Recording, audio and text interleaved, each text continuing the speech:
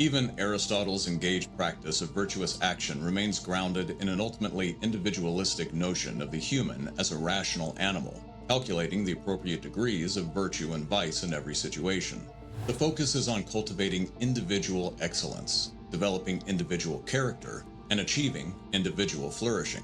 Virginia Held argues that this story misses something important about the development of moral intuitions.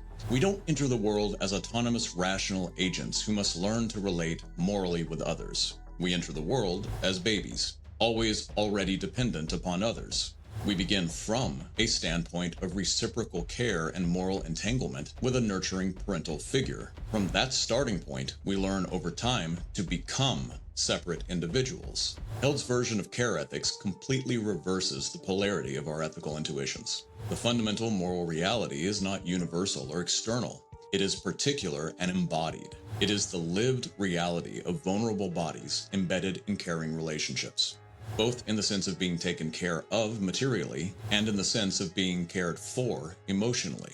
Care ethics emphasizes relationships rather than universal laws or individual excellence. From a Kantian perspective, we hold the same moral responsibilities to strangers that we hold to our own children. From the perspective of care ethics, this is entirely backwards.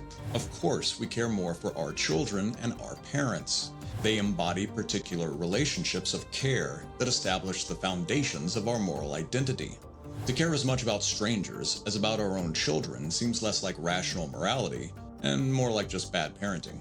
Held's article on care ethics pairs with another article in Module 7 to establish the core of a sustained and sophisticated critique of the central figure of the Western philosophical tradition, the rational autonomous agent. Throughout this course, we have encountered this figure in multiple forms: the disembodied Cartesian mind, watching images in a ghostly theater; the rational Kantian ego, breathing the animating fire of meaning into the cold, dead clockwork of the Humean mosaic. But a counter-narrative has been emerging from the margins. When Janet Karani rejects the notion that science is or should be value-neutral, when Uma Narayan argues that marginalized people occupy a privileged epistemic standpoint unavailable to dominant groups, these arguments all target an idea of an elite spectator of objective, absolute truth.